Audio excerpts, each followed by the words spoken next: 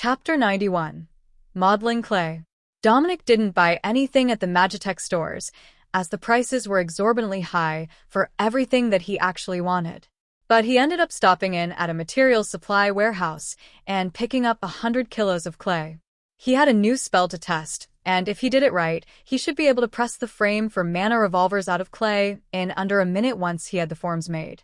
It was only 2 halves and a stick with rifling carved on it, so that the barrel didn't have to be milled after creation. Rifles were the requirement for the military, but Dominic had observed that gunslingers were far more capable in short, ranged combat than the average enlisted soldier. He didn't know how many of them there were wandering around without their trade cores showing. But as the leatherworker had proven, that didn't mean they were not around. They were by far his favorite blueprint, and the lack of a need for ammunition made them incredibly practical. So, when he got back to his room at the end of a day out, Dominic set about making a mold for the pistol frame and chamber, using epoxy halves. It didn't need to hold up to heat. He just needed to press the clay into shape and possibly let it dry a little if he had gotten it too wet to hold shape. When he made the first clay attempt, he used a slab of the bulk clay exactly as he had received it and realized that it wouldn't press properly without a bit more moisture. That was easy enough, and on the second attempt it pressed perfectly, right down to the small details. Dominic put the halves back together again, ensuring that the shape was perfect, and cast clay to steel. The parts came out shiny steel, that was for sure. But to his smithy-trained eyes, he could see that the quality was well below that normally used for hardened tool steel or gun steel.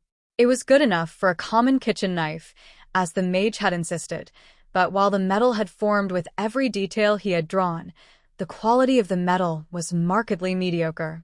A bit embarrassing to a gunsmith. But Dominic assembled the parts, using a trigger mechanism from the rifles, and then forged the rest of the mechanical internals to assemble a pistol. It was much faster, but if he added the other internal parts to the mold, he could save even more time. Carving the epoxy wasn't hard, and most of the internal parts were flat-sided, so he could just carve them into one side and fill them with clay before closing the halves. He modified the epoxy first, then did a final check on the pistol before creating a pair of metal grips and heating the whole thing for an oil bath. Mana revolver, uncommon quality. Created at level 10.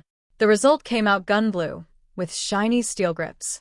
It wasn't bad to look at, though the solid metal grips made it unusually heavy. He would have to continue making them from wood in the future, or make them hollow. However, it did work. The revolver looked decent. It charged properly, cycled properly, and the charge dissipated without incident when Dominic opened the action, as if he wanted to load a conventional round. He was about to put the pistol away when Pop stuck his head in. "Have you found the flaw with the clay to steel spell yet?" he asked. Dominic shook his head and handed over the mana revolver.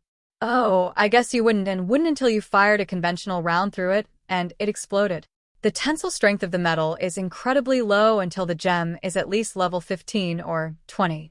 It looks like high-quality steel, but it's more like pewter in that way. It's also softer than properly forged steel.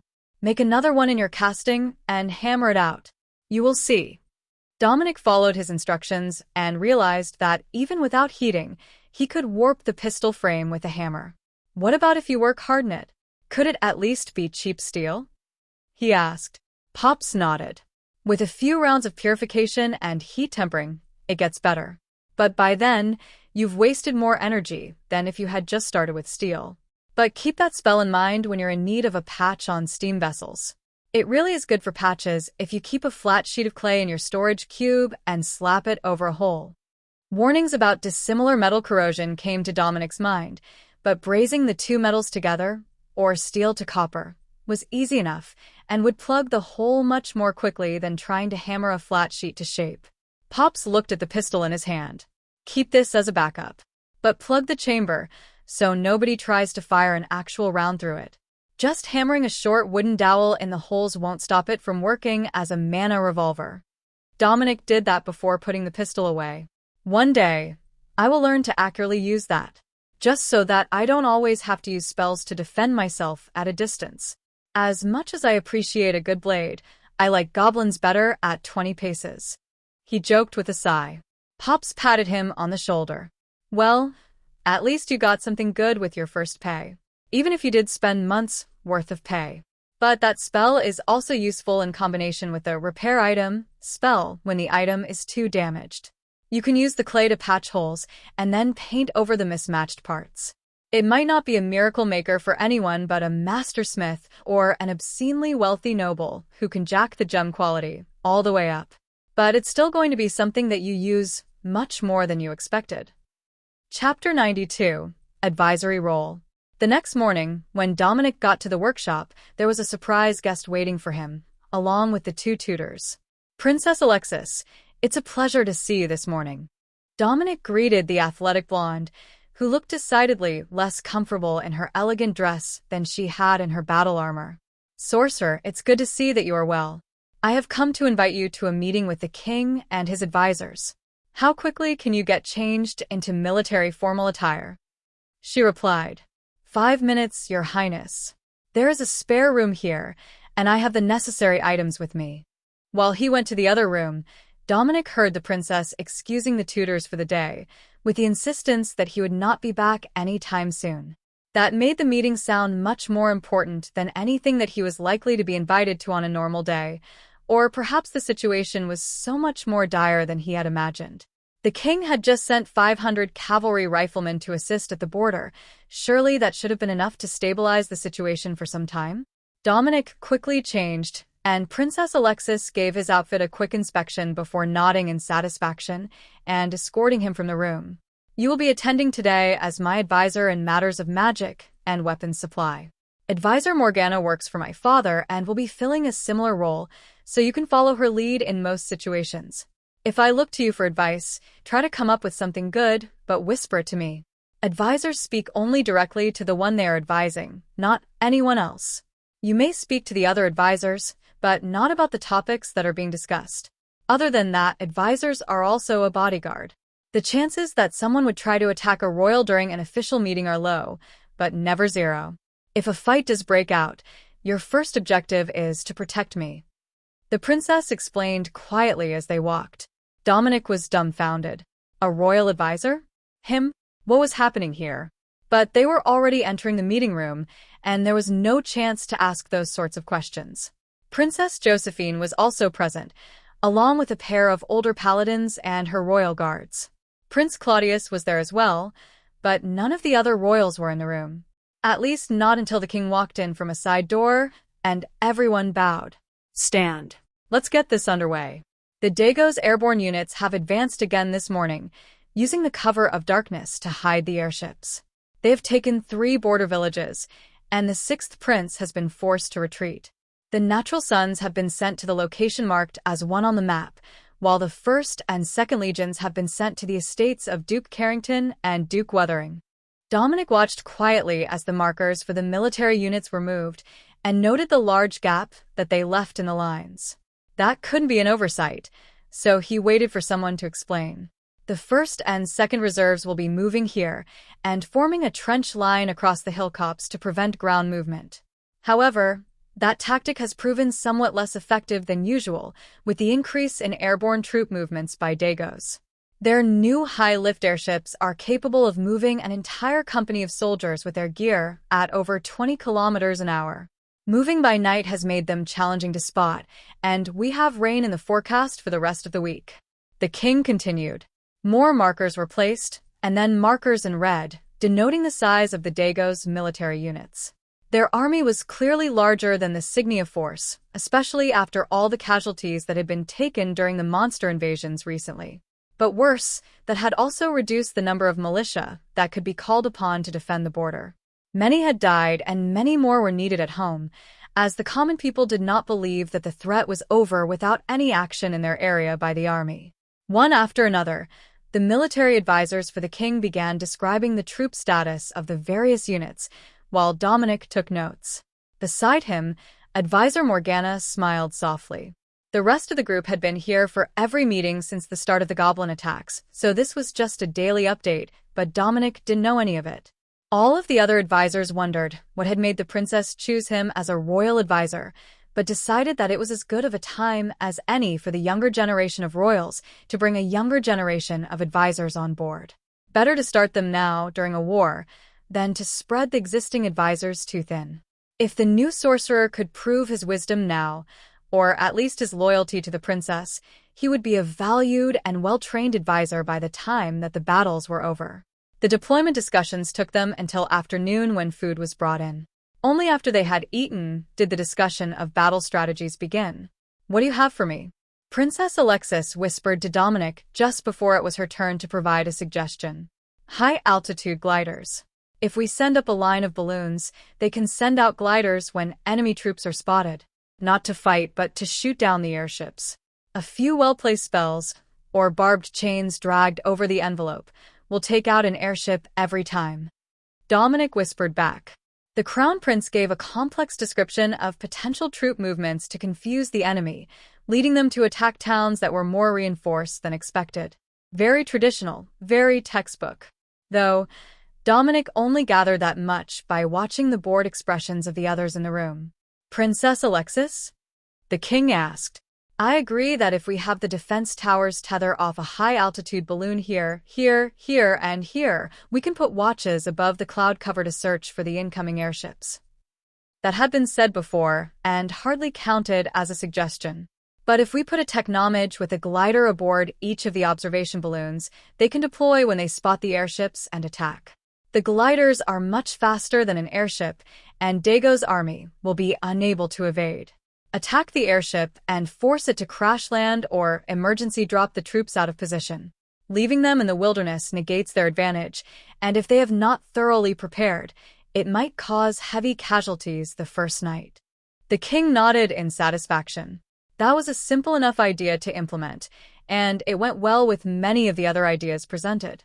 Chapter 93. Gliders aren't bad. The king began to formulate a final plan with his closest advisors, while the others waited.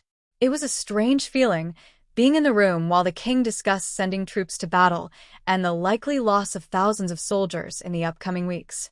But that went both ways. The Dago's army was going to lose just as many soldiers and possibly far more, as they would have to besiege fortified villages and compounds to take over regions. If they didn't, then they would be exposing their backs to the soldiers stationed there and subjecting themselves to ambush. The final decisions were made, and then the advisors were instructed to meet at the formal dining hall in 15 minutes, after meeting with their sponsor. Princess Alexis took Dominic and her retinue aside to a sitting room and flopped on a divan in a most unladylike manner. Well, that was as dull as ever. But they actually listened to something that I said for once, which is an improvement. "After dinner, we will meet here again, and I will send out a formal update to the order. Be prepared to be called upon again in the morning, with an update on how today's new tactics worked. Dominic, start formulating plans for what to do if the gliders are ineffective."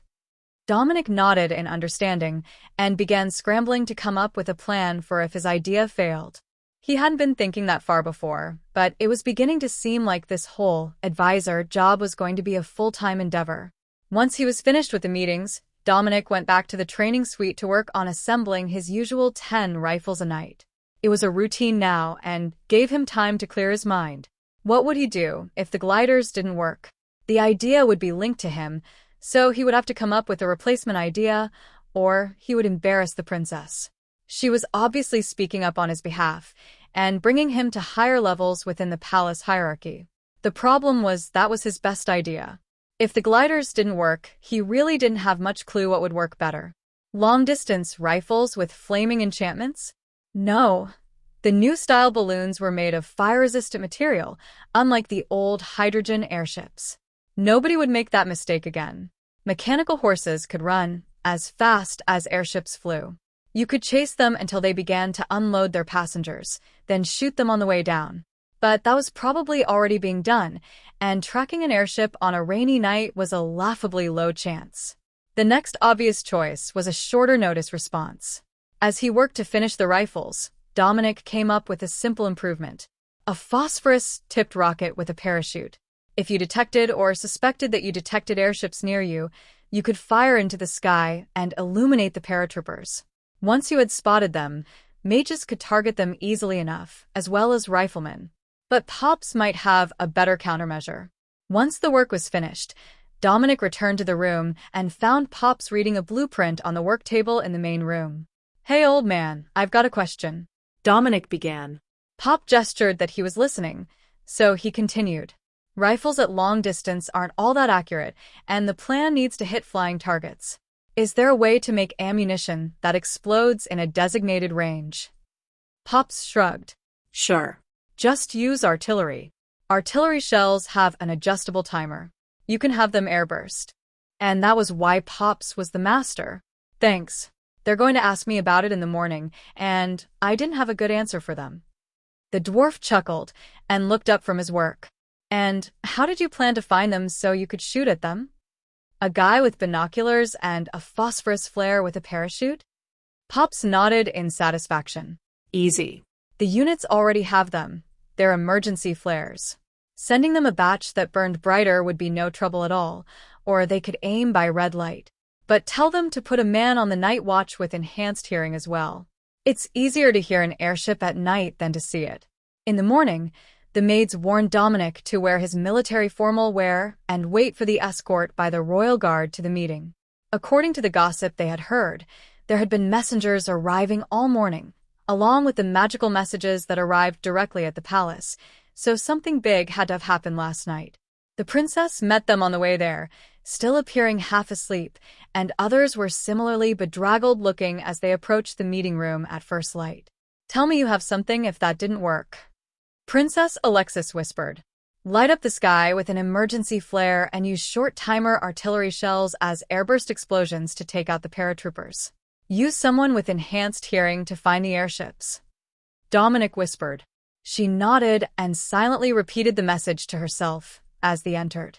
Dominic moved to his spot at the side with the other advisors as the others came in. The crown prince had one arm in a sling and a large bandage on the side of his face. He should have been in the palace, and Dominic got a sinking feeling that this meeting was about to go downhill fast. "Good to see you all are on time. Lock the doors. This doesn't leave these doors. Last night, 3 of our border barons turned on the crown prince at a strategy meeting. They have defected to Dagos, and their families will be declared traitors at noon today during their executions. However, we have more important news from the front lines. The gliders took down 8 airships from 3 different locations. However, 4 more villages were raided by airship drops last night. We do not have the resources to deploy enough mages to cover the whole border. Strategies now," the king began.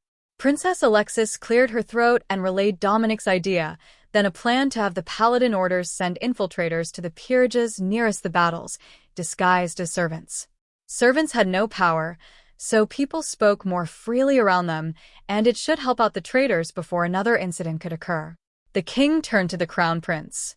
"Any ideas after your ill-fated meeting? Do they simply think that we've lost, or is there some lingering animosity causing them to turn traitor?" Crown Prince Claudius shook his head. "They were paid off well in advance. They have been working as spies for years, according to my interrogator. I believe that if we look, we will find other estates have taken suspiciously little damage when they fell to the enemy." Chapter 94. Traitors and Strategies. Now it made sense why this was a locked-door meeting, even though the door was guarded during a regular meeting anyhow, and they were never open to the public or even uninvited nobles. The mere fact that someone had managed to get close enough to severely wound the crown prince within the castle, and that it was a nobleman that they had trusted enough to be in a private meeting with, would have everyone on edge for months under normal circumstances. But during a time of war, Dominic wouldn't be surprised if the state of readiness in the palace ramped up to something bordering paranoid. The meeting didn't last long, as the situation hadn't changed much over the course of the previous day. Troops were already en route to the affected areas. The prevented drops were great, but limited, and so the day's battles went on as usual. The major difference was that when Dominic left the meeting to go see his tutors, there was a much larger stack of books on Lady Camilla's end of the table than usual. "Advisor, welcome back to your lessons. I have adjusted your training program. You know, it really is a challenge to maintain my duties when the programs continue to change." Lady Camilla greeted him. "My apologies, tutor. It was somewhat unexpected to be called upon as an advisor," Dominic replied. The normally stern former governess smiled gently at him. It probably shouldn't have been. Most of the royals have a magic user as an advisor. You're the talk of the palace, and it was bound to be heard by the royals eventually. Dominic nodded. Especially as I have met the twin princesses before. Miss Lucy, the arcane engineering tutor, snapped her fingers as she remembered the gossip. So you are the one who went with Princess Eleanor on her most recent escape attempt, and then to dinner with the twins and the royal guard. It was a statement, not a question, and Lady Camilla's change of posture showed her immediate recognition of the situation. So, you weren't just along with the princess for the investigation and subsequent battles. You had been selected by her for the trip. And then you saved her life by revealing that the Archmage was a fake. Dominic smiled. When you put it that way, it sounds much more heroic than I remember it. But isn't this rags to riches story somewhat backwards? I'm quite certain it's supposed to be the heroic orphan girl saving the prince and then being taken in. Both elderly women giggled a little at the reference to a popular Signia romance trope. Miss Lucy winked at Dominic and spoke in a dry tone. Unfortunately, there are precious few chances for the princes to rescue secretly stunning orphan girls with hidden foreign royal bloodlines. Instead, it's more likely to be a borderline suicidal soldier or tradesman rescuing a princess with his delusions of being a noble knight. But soon, you will most likely become one, and the training is already in your lesson plans for the morning before you begin your arcane engineering work with me. But those stories were children's fairy tales, and didn't have the sort of spicy ending for the hero that the romance novels did. Dominic settled in to spend the majority of the day on the new rules that he would have to learn as an advisor, but Lady Camilla was prepared for his learning methods this time. Not only did she have all the textbooks ready for him to study, she had made a summary cheat sheet with all the most important parts. Dominic memorized them first, then got to one of the bullet points and wondered if he was reading it wrong. Wait, it says here that someone is challenging the princess. I am supposed to throw a glove at them and then slap them across the face? That can't be right. That sounds like the opposite of how nobles do things. Dominic asked. The tutor chuckled. It is the initiation process for a formal duel. It will make sense when you hear the details, but in short, if the princess were to be challenged to a duel, your duty as advisor, if there is no champion present, is to defend her honor and step in on her behalf to issue the challenge. Normally, that duty falls to the leader of her royal guard retinue, so you are not the first option or likely to be the closest to her during such a scenario, as they are most often issued during public events, when nobody is wearing armor or combat spell gems. Challenging a lady is considered extremely crass, but if the other party throws his glove at her, you pick it up and slap him with it. That is how you accept as her champion. They are traditionally fought to the death, so they don't happen often, but it is important to know. Now, Dominic was far from a pacifist, but he had certainly never thought that there was an official mechanism by where it would become legal to simply kill people in public, even if it was a formal ritual. However, the vast majority of the rules were much less interesting than the initiation of a formal duel. Where to stand, when it was appropriate for an advisor to address the whole room, or where their ranking was among the nobles based on who they were assigned to and the duration of their service. It was all very complex and formal, to the point that Dominic was actually relieved every afternoon when they moved on to arcane engineering, where Miss Lucy was teaching him the basics of creating a Magitech orb. That was deemed to be the most important first project for him, as they could be integrated into new weapons for recruits and improved as the soldiers finished their training and gained promotions. The most important lesson that he was learning so far was that the more complex the Magitech item, the more valuable steady hands and an excellent microscope became.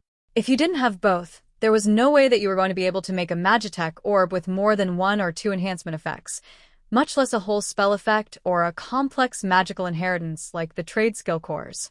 Chapter 95, Orb Pondered. Dominic looked at the blueprint in front of him. 90% of what they were doing with a Magitech orb was magical circuitry, specifically layered to amplify and shape an effect, while the remaining part was a crystal, carefully shaped to create a resonant frequency that would begin the actual spell effect. Some of that was runic writing shaping the energy flow across the surface, some of it was the shape of the gemstone. But for simple devices like the ones that Dominic was learning with, it was only the material of the stone that mattered, as well as the circuitry that fed it mana from specific points. How and why that would trigger the magical effects desired was the topic of the chapter they were working on, but as far as Dominic could tell, the answer was simply because it does. There were hundreds of pages on what and how, but the why portion was mostly glossed over, except during the explanation of what effects the various materials were likely to have. For example, a ruby would generate physical effects. That was what they were working with today, a small ball of rough ruby that should create a Magitech core that enhanced physical strength. In more complex applications, it would also generate physical-type spells, such as armor enhancements, sharpness buffs for blades, magical bullets, and so on. The magical bullets would be a useful addition for the ogre hunting rifles, as it could create a physical projectile. But creating that orb was beyond Dominic's skills, and integrating it into an existing design would be even more difficult if the operators weren't willing to sacrifice the socket that was in the design. Normally, that would be reserved for an attack magic-type gem so that it was always ready when they were using the rifle. But for many of the soldiers and lower nobles, they didn't have many extra gems, and so they would have already made the ones they used a permanent part of their combat gear. Dominic carefully copied the design onto paper, proving to the tutor that he did know what he was doing, before they started working with the more delicate metal plates for the orb. The materials were less important for an orb this simple. Even though it still contained hundreds of lines of Magitech circuitry, you could make it out of almost any metal, and it would operate properly. Harder metals were better for physical enhancement orbs, which was a benefit to Dominic, who already had large amounts of steel on hand for the forge. If all the circuitry determines what the effect is going to be, what determines the grade of a Magitech orb? The materials? Dominic asked as he prepared to begin working on the first construction project of his training. Partially the materials, but I am told that the quality of the craftsman makes much more difference. For example, your master in the forges can reliably create rare grade Magitech items simply with his skill in crafting. That is something that is beyond me, no matter how hard I try. I can create rare grade items, but it takes much more expensive and rare materials than the ones that he uses. The tutor explained. So, the final activation has something to do with it? I was wondering about that, as all Magitech orbs naturally start at level 0 enhancement until they are bonded. Dominic replied, as with all things Magitech, the magical affinity of the creator has everything to do with the final product. The more powerful and skilled the creator, the finer the product. That's why sorcerers and others who have elite crafting positions get so much more respect than those without. When it comes down to pure ability, they have it. No matter how much certain nobles would rather not see anything but noble-born humans, they need the more magically adept commoners to keep creating the magical items that they rely upon. Now, are you ready to finish that orb?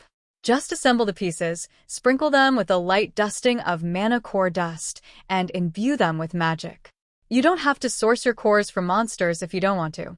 As the orb is going to be leveled up anyhow, you can use the ones that the wizards make. They're mostly level 1 cores, but that's still good enough for the level of Magitech orbs that we'll be working on in the near future. She explained. Dominic nodded and brought out one of his remaining level 1 goblin cores to crush. If they were just making the most basic of practice items, there was no need to go overboard and start using up valuable resources. Dominic finished carving into the shaped metal pieces and then assembled them around the ruby, which he had polished into a perfectly round marble, despite Tutor Lucy's insistence that it would work perfectly well even in its rough form. With the assistance of the microscope and a brace for his hand, Dominic carefully carved the circuitry into the metal and then dusted them with mana core dust before fitting them together. Now, a pulse of mana, and it will activate for the first time and give you a description of the base bonus. She encouraged. Dominic focused on pouring power into the simple metal orb and watched as it turned dark red, with the lines of the circuitry that were carved on the inside of the piece becoming visible on the outside in a complex weave. Uncommon grade orb of strength 5% physical strength per level. Alone on an orb, that wasn't much and wouldn't sell easily or for a high price, despite being uncommon grade. Mostly because those who could afford to put enough mana cores into a Magitech orb to get it to level 10, where the bonus would be enough to give the user monstrous strength, could afford a better base orb. But it had worked, and Dominic had proven to Tutor Lucy that he was fully capable of making at least the basics of the arcane engineer's trade. Chapter 96, Shady Visitor. Dominic lay in his bed that night, exhausted and simply staring at the ceiling, willing sleep to come. So, when the lights of the palace kitchens were dimmed by a figure in his window, Dominic was aware enough to know that he was in trouble. His room was not at ground level. You didn't just end up blocking his window by accident. The figure silently climbed through the window as Dominic removed a knife from his storage cube and waited. If it was a thief, he didn't need to overreact. Killing a forge worker because they tried to steal supplies from his room would cause all sorts of uncomfortable questions with the nobility and the palace guards, especially in the middle of a war. Steel flashed in the dim light from the courtyard lamps, and the silent figure swung downward at Dominic. Instinctively, he reacted, not with the knife in his hand, but with an arcane blast. The figure's arm was separated from its body, and an agonized scream echoed in the stone room, which caused lights to go on all over the courtyard and an alarm bell to start ringing. The figure turned to flee, but Dominic hurled his knife at its back. The blade rang off metal, and the sound of guards shouting outside was accompanied by the sound of running feet. In the silence of a late night in the palace, few things were as recognizable as the sound of steel on steel. The intruder fell out of Dominic's window, half a second before another ring of metal on metal announced the arrival of the guards, who had crashed into the intruder as they came around the corner of the path. "Grab the intruder. They're already wounded," Dominic shouted. Got them. "They're not going anywhere," a deep voice announced. Then, the lamps in the rooms all around the garden were suddenly lit, and firelight revealed simple black clothes and a faceless cloth mask with only eyeholes cut. But Dominic could see the pain in those eyes as the man held the bleeding stump of his right arm. He didn't struggle. He didn't try to run. He just lay on the cobblestones and struggled to stop himself from bleeding to death. But more alarm bells were ringing from all over the palace, not just this one courtyard, and Dominic could sense the satisfaction of the captured intruder as the alarms continued. Dominic's door burst open, kicked by someone who didn't realize it wasn't latched, as Dominic hadn't bothered closing it all the way when he went to bed. "Royal Sorcerer Dominic, Her Highness requires your presence," the royal guard declared. "Guards, you have it from here. His arm is on my floor. Kindly take care of that before someone traumatizes a maid. I don't know if his weapon was enchanted or poisoned, but it's also on the floor," Dominic informed the guard outside in a shaky voice as the adrenaline rush began to wear off. "You were attacked as well?" the royal guard at the door asked. Dominic nodded. "Just a few seconds ago." The garden alarm was the first alarm to go off. The royal guard tapped his arm, and a crystal glowed red for a moment before a 3-person team of guards rushed inside. "Shit. Here too. Check on the mastersmith," the new arrivals shouted, panicking. "Oh, calm down. You didn't think that some idiot assassin could get to me, did you?" Pops grumbled from what sounded like the main room of the suite. Dominic ran a brush through his hair and began pulling on his armor before putting on his mage robes and then his chest plate. There was sure to be a formal meeting within an hour, and he might as well be dressed for it now. "Sorry to leave you with the chaos, Pops. The princess has called for me." The old dwarf just laughed and waved his hand. "Go do your job. I will work on security for the windows, so that the next one doesn't wake me up in the middle of a good dream." The royal guard turned to lead Dominic into the hallway, but the entry was blocked as more royal guards came in. "Is the advisor alive?" "Alive and armored. We're off to see Her Highness Alexis," the guard confirmed. Good, good. Everyone is called to the strategy room. There will be doctors there if needed," he announced, then ran off down the corridor toward the royal wing. Dominic's suite was between the palace guard barracks and the royal wing, but not between the royal guard quarters and the royal wing. A fact that escaped him, but not the guard with him. "Stop Jackson when he arrives at the royal wing. I want to know where he's coming from," the guard with Dominic whispered to a crystal on his sleeve. Everyone was on high alert today, and even the smallest of discrepancies was being analyzed, in case there were more traitors. Dominic noted that they weren't going for the strategy room, but down the less used route to the royal quarters, where they would be in bright light for most of the way. If the princess was no longer there, then they would probably head for the strategy room, but the guard who had been sent to get Dominic was not deviating from his orders. 2 royal guards stood on post at Princess Alexis' door when they arrived, and the door was opened without hesitation. Dominic didn't notice that the guard had stopped until the door closed behind him, leaving him alone with the princess and 2 terrified maids in her quarters. "Your Highness, as you requested, I am here." Alexis nodded, and Dominic noticed the bandage on her arm, as well as the dried blood on the bed. "They came for you as well? Do we know who it is yet?" "I left the one who came to my room with the palace guard," he asked. The princess' pale eyes flinched as she moved, revealing hidden wounds. "The one who attacked me was a palace servant. She had been with us for 8 years, and had been working the royal wing for the last 2. The maid tending to the blood on her skin openly wept. If our mistress wasn't such a light sleeper, I can only imagine the tragedy." Chapter 97. Not a coincidence. Dominic frowned. Such a long-term servant? I can see that happening if they were actually a spy for a noble house or even another nation. But an embedded assassin that waited an entire decade for the trigger to attack? That doesn't sound right. Could she have been turned later? Did she have any family that might be used against her? Perhaps a lover? Princess Alexis shook her head, but the maid nodded. "Out with it," Alexis demanded. "She has been sleeping with one of the palace gardeners for the last year or so. He was still at work yesterday, though." The maid replied nervously. "Well, that is somewhere to start. We will head for the strategy room soon. I'm just waiting for the painkillers to start working." Princess Alexis insisted. "All of us," the maid squeaked. Alexis patted her reassuringly. "No, you 2 can stay here and wait for the investigators. Don't clean or alter anything. They will want it exactly as it was when everything happened." "Dominic, did you alter anything in your room before you came here?" Dominic shook his head. "I didn't touch anything."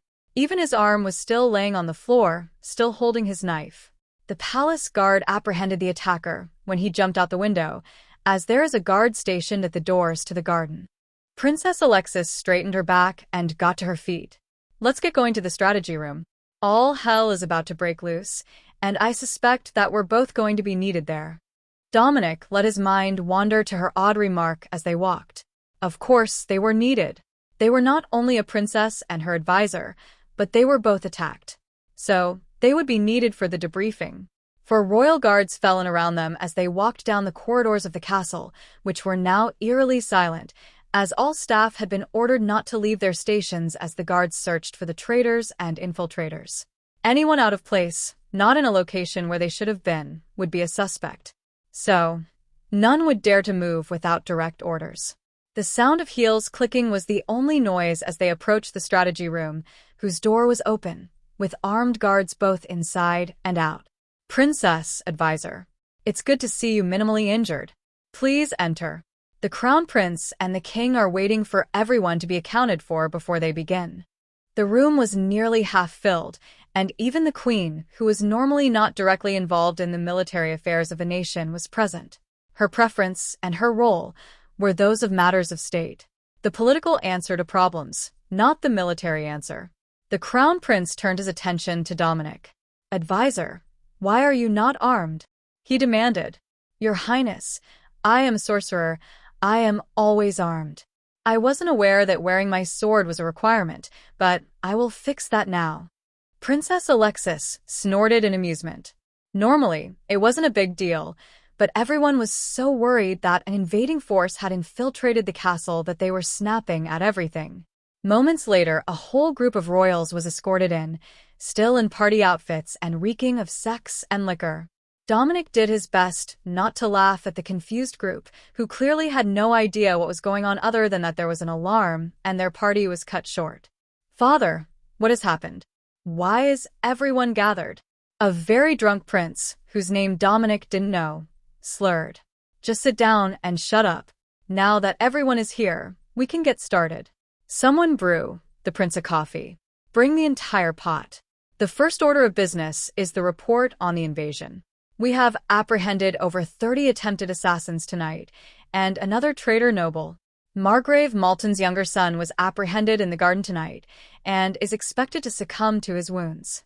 He was given treatment, but the palace physicians believe that he may have ingested a poison that prevented healing. Some of the assassins came with his entourage. Others were among the palace staff. But most concerningly, one was a palace guard. The king explained, "Most of the attempted assassins are dead already, but advisor Dominic disarmed one, and he is being held for interrogation." The king paused as the guards at the door chuckled. "Something funny, Captain?" "My apologies, Your Majesty. It was just the word play." The guard replied, straightening his back and silencing his amusement. The crown prince smiled, and the king sighed as he realized the issue, but the other royals were left confused. Advisor Dominic severed the attacker's arm during the altercation. The weapon and limb are being examined now. The king explained, then looked down at his notes to get back on track. Dagos has moved forces to the border by Staptentave, 200,000 men strong. We expect them to head for Burton in the morning and then set up a base near Kilksea Lake to resupply. The royal regiments will be moving to intercept, and I need volunteers to lead before I assign the rest. There was a short pause, then Princess Alexis rattled her sword. "I volunteer to lead the defense of Burton." Those weren't words that Dominic was hoping to hear, and he could tell by the king's expression that he was hoping one of the lesser princes could be chosen for what was likely to be a suicide mission. Or worse, a failed defense that would end up with a royal prisoner to be ransomed later in the war, or in the aftermath. Dominic's mind immediately went to the number of weapons that they were going to need to hold the fortress, and what the average soldier was already equipped with. Magitech rifles were a relatively new addition to the battlefield, and Dagos was a more traditional nation. So, they fought mostly with conventional weapons and armor. Armor that could be penetrated by a powerful enough bullet. But as the appearance of large fleets of airships showed, they weren't content to stay stagnant, so it would be wise to expect previously unseen additions to the battlefield. Chapter 98. Invasion Assignments. The Crown Prince pointed at a spot on the map. "I will take my legion to defend the first bridge across the Fihalton River. If they're going to travel down the road, they will have to pass that way. The bridge also gives us a defensive position if they're intending to head toward the old castle site, or south to Darton." The king nodded. "That is acceptable. I will send the Natural Sons Regiment to reinforce Burton with Princess Alexis. The second prince will hold a position to the northeast, as his regiment is already in the region. That will prevent the Dagos force from attempting to bypass the fortresses and come directly for Signia City. The fourth and sixth princes are engaged further up the border and are needed where they are. The real concern is that the Dagos troops are intending to use their airships to do bombing runs on the cities. That would complicate things. However, it wouldn't be as easy as the King of Dagos might have hoped. Signia had their own fleet of combat airships, though they were mostly hastily upgraded from passenger vessels. The King of Signia had not anticipated that the nation would be attacked by a nation that they had considered an ally, so they had not been building their military forces at all in the most recent few years. Instead, they had been focused on developing new technologies. None of the others spoke up fast enough for the king, so he started to assign positions. "Princess Josephine, you'll be commanding the Royal Guard and the Palace region. Everyone else, you are with your usual legions, and you will be deployed as needed for the defense of the cities. Be prepared to leave on short notice." Princess Alexis motioned for Dominic to follow her out of the meeting room. "Do you think that the Natural Sons Regiment has what it takes to hold the city?" she asked as they walked back toward her quarters. Dominic thought about the answer for a moment, then nodded. "If the city is walled, I think that they should do all right. Is there a city guard as well?" Princess Alexis nodded. "There is. Both a wall and a city guard. Don't expect miracles from either, though. As long as they fill spaces along the wall and can hold a bow, they should be enough. The Natural Sons are all riflemen. While they are intended to be mounted cavalry, and a city setting is not optimal, the rifles will give them a great advantage against infantry." The princess ran her fingers through her pale hair, tousling the loose locks. "I know that this is likely not going to end well, but there is a bolt hole in the central keep in Burton. If things get too bad, I believe that I can get us out before the city falls." She whispered. Dominic nodded. If the city fell, It wouldn't end well for anyone else. But Dominic was fairly certain that they could at least hold out for a season if they could find a way to keep Dagos from dropping troops directly into the city. Breaching a walled city was rarely a fast process. What else do you think that we should have for city defense that you haven't seen yet? Princess Alexis asked, defaulting to his role as advisor. I think we need something long-range for shooting at airships. Artillery is an option, but standard cannons aren't made for it. We need something that will really be able to stop their advance. Dominic suggested. Alexis nodded. I think that there is something. The inventor is just crazy enough that he might have found something brilliant. Dominic waited for her to explain. He believed that if he put a small steam boiler in a glider and a propeller like on the steamships, he could make a functional, powered glider. Dominic frowned. That was insane, but in theory it would work. It was just a huge fan pushing air to drag the contraption through the air. They pushed the airships along well enough, though slowly. As long as it would move fast enough, it was a valid plan. If he can get them to someone here in the capital, to ship out somewhere near us, they might be able to intercept the airships.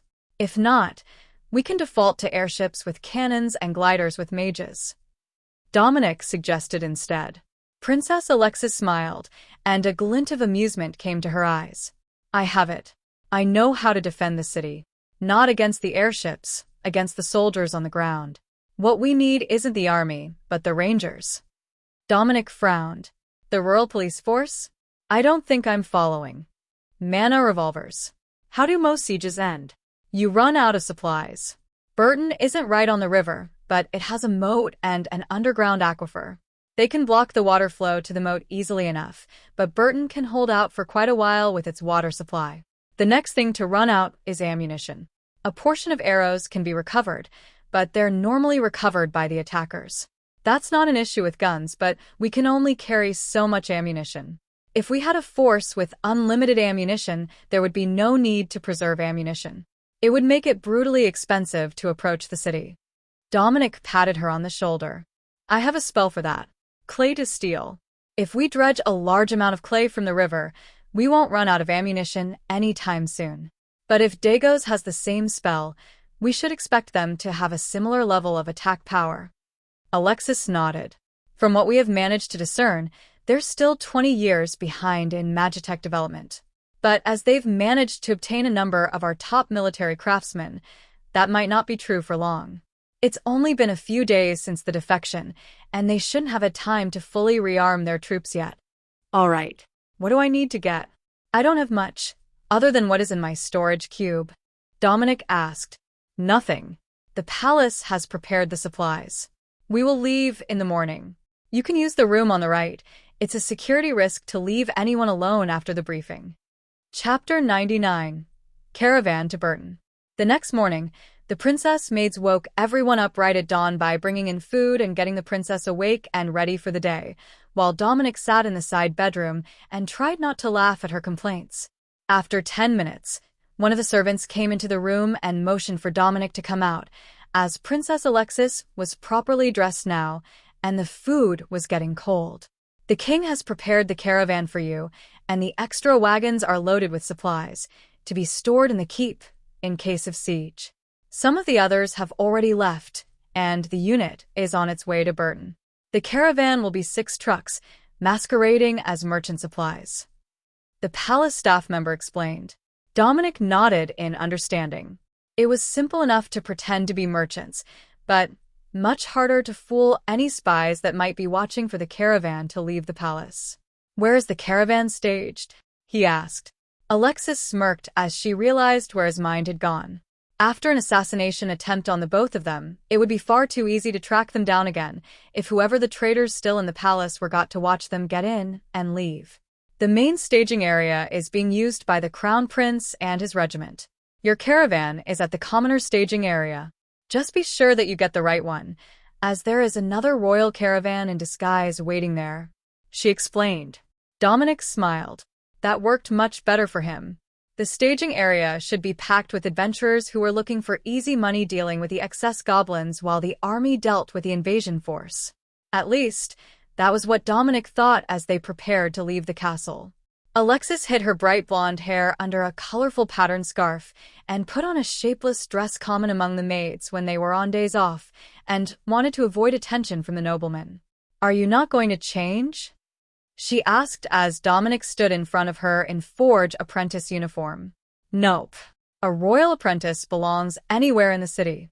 If I am seen at Master Pop's forge, at the bakery next door, or even at the staging area, it's fine, especially with a blacksmith badge on my uniform." Dominic replied with a shrug, then adjusted his old leather flat cap on his head and slid his goggles over them and put on his old coat. "All right, shall we head out?" he asked politely. The princess was skeptical, but when Dominic slung his arm around her as they walked out of the palace and winked at the guard, who clearly didn't recognize her, she realized that certain groups of people really were invisible. The guard simply opened the door for them, didn't ask for identification, or even where they were going. The clear assumption was that Dominic and his anonymous girlfriend were headed out into the city to find somewhere private to spend the day. That was the best possible outcome for them, as nobody would question that sort of action, even if they did gossip about which of the maids or cooks might have taken off with him for the day. They walked side by side to the staging area, past crowds of nervous civilians who didn't look twice at the pair of them. Dominic turned toward the doors of Pop's forge and saw a note stuck to it that said he was recruited to the palace forges for the duration of the war. But the forge wasn't the real target of his attention. It was the fact that there were 2 convoys on the street, ready to go, when all the other trucks in the staging area were set up for an extended camping stay. He had forgotten that the city gates were locked. Nobody was coming in or out. Dominic led Princess Alexis into the bakery next to Pop's, and the old woman smiled at them. "That must be your convoy waiting in the street, Princess. Excellent disguise today." The old woman greeted them. "How did you know?" Alexis asked. "Did you think that a bit of makeup would make me not recognize you? I birthed your great-grandmother, young lady. I would know you anywhere." The old woman laughed, then began loading cream-filled sweet buns into a bag. "Bring these with you. Do you have an explanation for the adventurers when you get ready to leave?" she added. Princess Alexis nodded. "We are to tell them that it's palace business, war supplies for the front. That would explain why the gates open for you. But it's not exactly subtle." The princess shrugged. "Those are our orders, and what all the convoy members have been instructed to say to outsiders." The old woman turned to Dominic. "And what is your excuse?" "I'm just here to fix the wagons." The baker laughed. "That's more like it. All right, stay safe, and I will see you when you get back. Tell that grumpy old man to come visit me more often. I had to give away a whole bag of pretzels yesterday before they went stale." They stepped outside with 2 bags of baked goods, and Princess Alexis instinctively turned to the front truck. "That's not our ride. You're with me on this trip," Dominic informed her, just loud enough for the curious adventurers across the street. One of them, a man in an expensive coat, perked up. "Are they going to open the gates for you?" he called, and subtly nodded to Dominic's apprentice badge-adorned uniform. Dominic gave him a thumbs up. "They will. I'm told they've got a royal pass for the trip and everything. Do you need a ride?" "I don't think they'll let any other trucks through, but you can ride with one of the drivers if you know your way around a shotgun." Dominic escorted Princess Alexis into the forge wagon in the middle of the column, and then tossed a silver coin up to the driver, who smirked as he tried not to laugh. Sneaking a lover along on a royal assignment was a ballsy move, but it looked like the adventurers in the staging area were buying their disguise. Chapter 100. Hiding in Plain Sight. The well-dressed adventurer shook his head as Dominic looked back. "If we can't bring the trucks, there's no point. I don't need to leave in that sort of hurry. They'll let us out to work soon enough, but thanks for the offer." A few minutes later, more guards arrived on horseback and got the convoy moving. They stopped at the gates, preventing anyone from leaving with the trucks. It made for a smooth escape, so smooth that once they were away from the city, the driver rapped on the roof for Dominic to talk to him. "Please tell me that is Lady General Alexis, and not your lover, who just happens to look like her. Nobody else has seen her, but the head count is full, so we left," he whispered. "Indeed it is. It seemed like it would be less suspicious if she stayed in the forge wagon than if she went to the commander's carriage at the front." Dominic agreed. The man nodded. Understood. We will move the princess once we are further up the road. The commandant of the Burton garrison is waiting for her. Got it. Now that we're out of the city, I would assume that she can drop the disguise. The driver nodded. It's not like she needs it. The drivers of most of the wagons are her personal guard. We've known her all her life. The trucks trundled down the road for 2 hours, puffing steady plumes of steam out into the air as they ascended out of the river valley west of the city. They loaded these carriages heavy. Dominic noted. How can you tell? They're struggling up the hill. Not just the steam, but I can see the notches in the gravel where the wheels slipped. That only happens when you're really heavy. Dominic noted. Alexis nodded. Because we've got a unit of riflemen coming to us. They loaded plenty of lead shot into the cargo along with the food for the expected siege. Dominic chuckled. I was going to request that they stop at the river closer to the city and collect clay to transform, as I recommended in the meeting. The princess shrugged. Clay is easy enough to get. They should have a fair bit in the city already. Burton is known for their pottery and housewares, among other things. Dominic wasn't sure that she fully appreciated the amount of ammunition that was going to be headed downrange when the invasion reached the city walls. But if things got really bad, most of the buildings were likely to be made of bricks, and those could be crushed to clay dust, which might work for the spell. The ground leveled out as they moved out of the city along the secondary road, passing farms and more farms. Everything within sight of the road was cultivated, without more than a few dozen meters of trees between plots on this main road. The main road was paved with stone, but it didn't run directly to Burton. The chance of muddy sections on this route had been deemed worth the difference in distance. Everyone that they saw along the way was working, but Dominic could see the tension on their faces as they watched the convoy pass by. Just before sundown, they turned north and crossed the river again, this time across a stone bridge with a thick layer of clay over the top, so the steel wheels didn't damage the blocks. 8 more hours to Burton. We will get there close to morning. The driver informed them. Princess Alexis got to her feet. I will go to the front now. We're stopping to top off the water in the boilers anyhow, so it's a perfect opportunity. She got out when the convoy stopped on the other side of the bridge and headed to the front in full armor with her visor down while the assistants brought with the convoy rushed off with a Magitech pump and hoses to pump up the river water. Dominic swung up onto the other side of the driver's seat to get a better view of the area, and the driver nodded at him. The man was familiar. It was the same one who had escorted Dominic to the princess suite after the assassination attempt. I just realized that I don't know your name. Dominic noted. Royal Guard Colonel Wilkes. Officially, the head of this unit and the personal guard to the general. We're a bit anonymous with the identical armor and our visors down at work, but that's intentional. He laughed.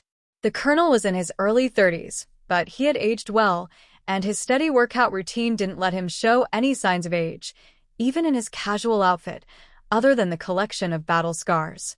How do you not have any scars? The guard asked as they sat watching the refueling process. What do you mean? I'm still a spry young man. Dominic joked. No, I've seen you in combat. There is no way that anyone walked away from that battle without a mark on them. More than once, you've been right in the thick of the battle, but I have never even seen a scratch on you. Dominic was about to mention that he had almost died more than once in the last month. But that did prove Colonel Wilkes' point, so he went with the truth. I regain health when I use my magic to cause injury. That's why I always look fine. It's not that I never get injured, I just keep healing as I go, and that prevents most injuries from scarring. The colonel nodded. That's a useful skill. I can see why she wanted you as her advisor. You're still new to it, but you'll realize soon that the advisor is most often the wet work specialist of the royal team. The Royal Guard can't always take action, and the royals can rarely act directly. But the advisor, that's a different matter. When you're dealing with nobles, pay attention to their advisors.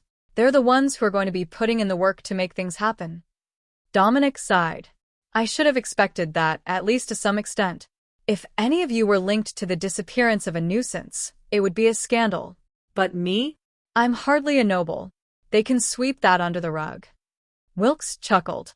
And it's even better when it's a dragonkin advisor.